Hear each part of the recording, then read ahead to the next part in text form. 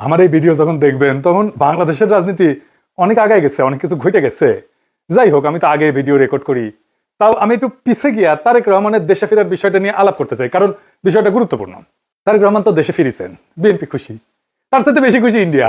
আমি মেনে মেনে করছি না, ইন্ডিয়া টুডে একটা বিশাল ফিচার সার্ভিসে দেখেন কেন তারেক রহমানের দেশে ফিরা ইন্ডিয়ার জন্য খুশির খবর। তারাই লিখেছে, Khaleda Zia son in Bangladesh after 17 years, why it's good news for India. কেন এটা ইন্ডিয়ার জন্য ভালো খবর, সুসংবাদ। ওরে বাবা, কি খুশি ইন্ডিয়া। কিন্তু তারেক রহমানের দেশে ফিরে নিয়ে কি কি বার্তা আপনি পাইলেন, সেটা আমরা মোটামুটি তিনটা দিক থেকে বিচার করব।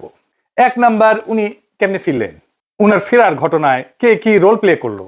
দুই নাম্বার হইতেছে উনি কি বললেন, কেমনে বললেন।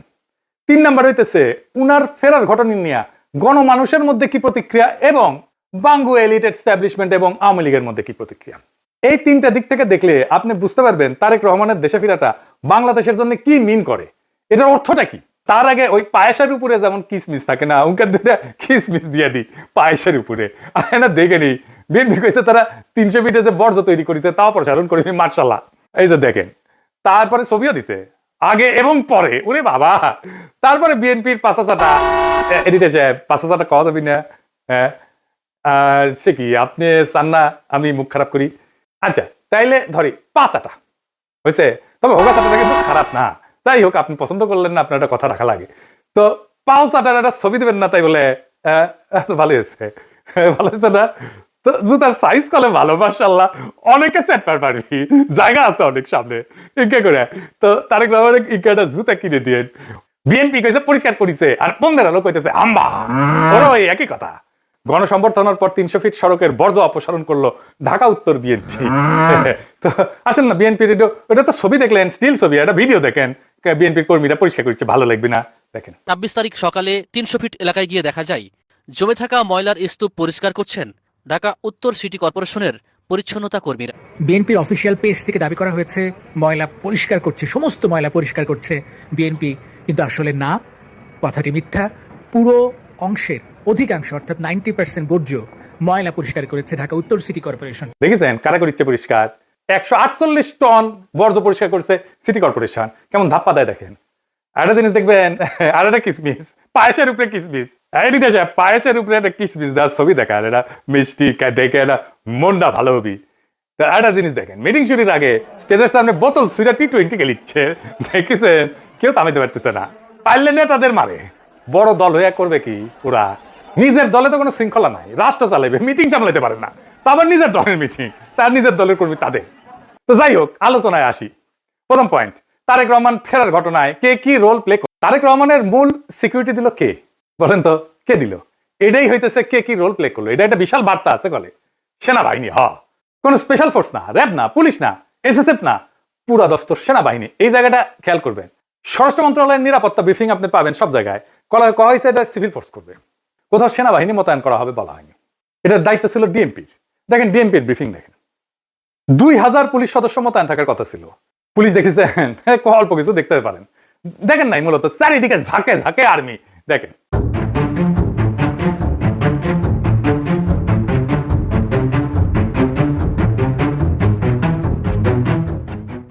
বাংলাদেশে কেউ কখনো এরকম নজিরবিহীন নিরাপত্তা পায় নাই, বাংলাদেশের ইতিহাসে পায় নাই, কোন রাষ্ট্রপ্রধান পায় নাই। যাই হোক, এই যে আর্মি নিরাপত্তা, এটা প্রফেসর ইউনূসের সরকার সিভিল প্রশাসনকে উপেক্ষা কইরা ওয়াকার দিছে। এটা ওয়াকারের শক্তি প্রদর্শন, বুঝাই দেয় সবাইকে যে আর্মি তারেক রহমানের সাথে আছে, বুঝেছ? এটা হইতেছে message, hidden message. Tarique Rahman বাংলাদেশের নেক্সট প্রাইম মিনিস্টার হওয়া কন্টেন্ডার, সন্দেহ নাই, হইতে পারবে কিনা সেইটা সন্দেহ আছে। তো ওই তো একাই কন্টেন্ডার না, তাই না? ওনার দলের কাছাকাছি সাংগঠনিক শক্তি নিয়ে প্রতিদ্বন্দ্বী রাজনৈতিক জোট দাঁড়াইতেছে, এমন একটা ভাব তৈরি করা হইতেছে তারেক রহমান না থাকলে বাংলাদেশ উচ্ছন্নে যাবে, উনিই পারবেন বাংলাদেশকে পথে আনতে। যাই হোক, আমরা পরের ইস্যুতে যাই। উনি কি বললেন, কেমনে বললেন, আমরা এই ইস্যুতে ফিরে আসবো। কেন এরকম ধারণা তৈরি করা হয়েছে উনি নেক্সট প্রাইম মিনিস্টার এবং উনি দেশটাকে ঠিক করতে পারবেন। উনি বক্তৃতায় নিরাপদ জীবন, নিরাপত্তা এই জীবন জিনিসটা বারবার উল্লেখ করছেন, 5 বার।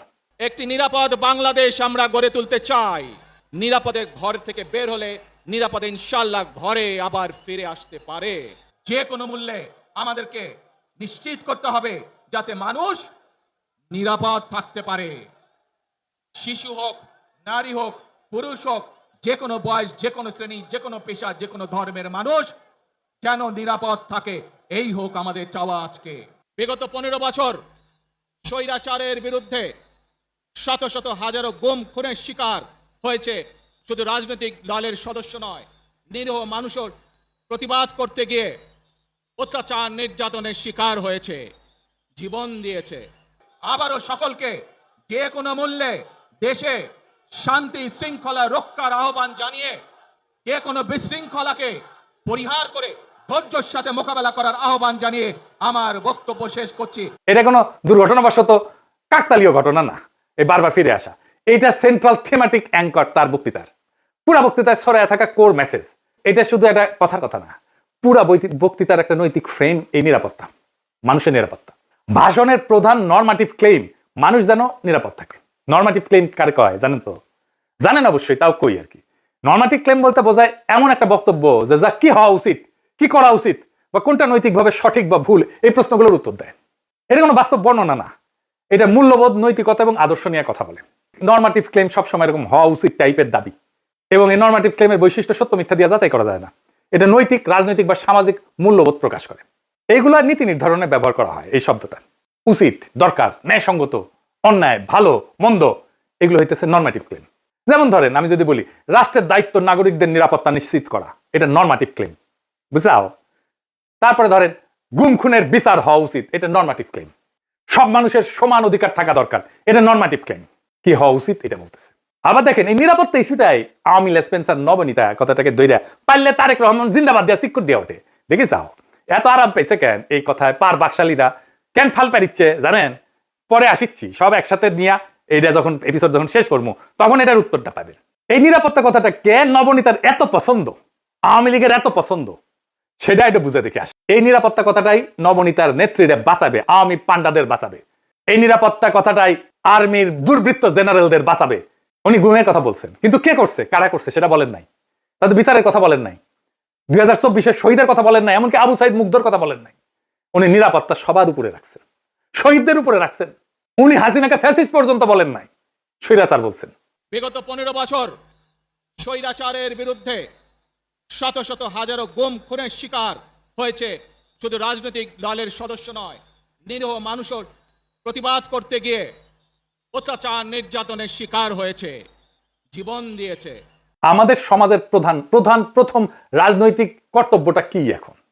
দুইটা জিনিস তো, একটা হাসিনার অপরাধের বিচার, হাসিনার প্রশাসনের অপরাধের বিচার, নাম্বার 2 রাষ্ট্রের সংস্কার, তাই তো? আর তো কিছু না। কিন্তু উনি দুইটার কোনোটাও টাচ করলেন না। উনি নিরাপত্তা, মানুষের নিরাপদ জীবন দিয়ে ন্যায় বিচার, সংস্কার সবকিছু উড়াই দিলেন। তাইলে এই ভাষণ আমাদেরকে কোথায় নিয়ে যাচ্ছে? আমাদের এখন একটা সোজা প্রশ্ন তুলতে হবে যে রাজনৈতিক ভাষণের নিরাপত্তা যখন প্রধান ফ্রেম হয়ে ওঠে তখন ন্যায় বিচার কোথায় যায়, সংস্কার কোথায় যায়? এই প্রশ্নটা বুঝতে হইলে আগে একটা পার্থক্য বুঝতে হবে। আসেন সেটা বুঝে। ন্যায় বিচার ফ্রেম, ন্যায় বিচারের প্রশ্ন তোলে কে অপরাধ করছে, কার দায়, কার শাস্তি, কি শাস্তি, কোন আদালতে, এইগুলো কেন্দ্রে থাকে, মানে অ্যাকাউন্টেবিলিটি। আর নিরাপত্তা ফ্রেমে এইটাতে কি থাকে? এইদিকে লেখেন মানুষ যেন ভয় না পায়, সংঘাত না হোক, আর কোনো ঝামেলা না হোক, স্থিতিশীলতা আসুক, সবাই নিরাপদ থাকুক, এটা কেন্দ্রে থাকে স্ট্যাবিলিটি। এই তারেক রহমানের বক্তৃতায় নিরাপত্তা ফ্রেমটা ন্যায় বিচার ফ্রেমের উপরে বসানো হয়েছে, সবার উপরে। কিভাবে? গুম খুন বলা হয়েছে, কিন্তু বলা হয়নি কে করছে, কোন বাহিনী করছে, কিভাবে বিচার হবে। কিন্তু বলা হচ্ছে যে কোনো মূল্যে যেন মানুষ নিরাপদ থাকে। এই এক লাইনে যেটা ঘটে যায় সেটা অতীতের সমস্ত অপরাধ ভবিষ্যতে স্থিতিশীলতা দিয়ে ঢাইকা দেওয়া হয়।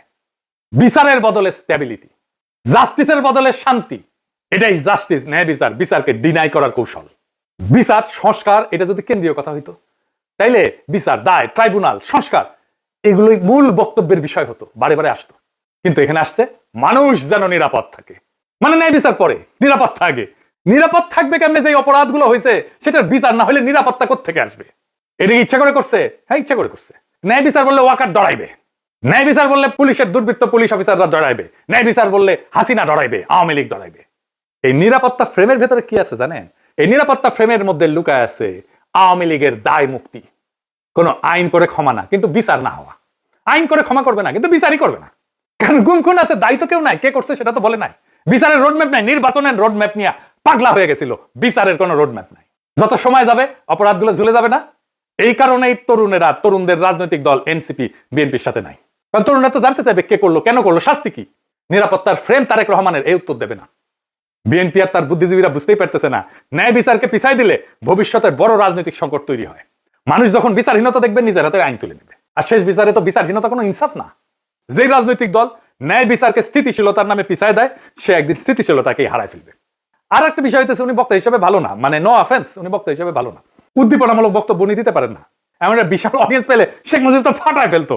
আমাদের এনসিপির নেতারা ভালো বক্তব্য দেয়, হাদিও ভালো বক্তব্য দিত, এই বক্তব্যটা অনেক মানুষ অনেকদিন ধরে মনে রাখবে না। এই বক্তব্য অনেক মানুষ মিলে শুনবে, এটা হবে না। কিন্তু মিডিয়া যা হাইপ তুলছে তা বিস্ময়কর। এমন তেলাইতেছে, তারে মার্টিন লুথার কিং বানাই দিছে, এমন তেলাইতেছে তারেক রহমানকে যে তারেক রহমান ভবিষ্যতে প্রধানমন্ত্রী কইয়া পরিচয় করাইতেছে। মিডিয়া ফ্রেম করতেছে তারেক রহমানকে ভবিষ্যতে প্রাইম মিনিস্টার হিসেবে। এটা হবে বিএনপির জন্য ডিজাস্টার। ঐতিহাসিকভাবে প্রমাণিত যে জনগণ মিডিয়ার ভুল বা বায়াস প্রেডিকশনকে কেবল ভুল হিসাবে পাঠ করে না, তারা এটাকে ম্যানিপুলেশনের চেষ্টা হিসেবে বোঝে। তারা তারেক রহমানের ক্ষমতা তৈরি করতেছে, মিডিয়া ক্ষমতা, ভার্চুয়াল ক্ষমতা তৈরি করতেছে। আর হান্না হান্ড্রেড বলছিল যে এমন ক্ষমতা জনগণ নীরবে সহ্য করে না, সে প্রত্যাখ্যান করে। তাই বহু নির্বাচনে আমরা দেখি জনগণ ব্যালট ব্যবহার করে কেবল কোন প্রার্থীর বিরুদ্ধে না, ভবিষ্যতে আগেই লিখে রাখা মিডিয়া ন্যারেটিভের বিরুদ্ধে প্রতিশোধ নেয়। বাংলাদেশের জনগণ এই যে তারেক রহমান আগামীর প্রধানমন্ত্রী, এই মিডিয়া ন্যারেটিভের বিরুদ্ধে প্রতিশোধ নেবে। লিখে রাখতে পারেন আজকের কথা।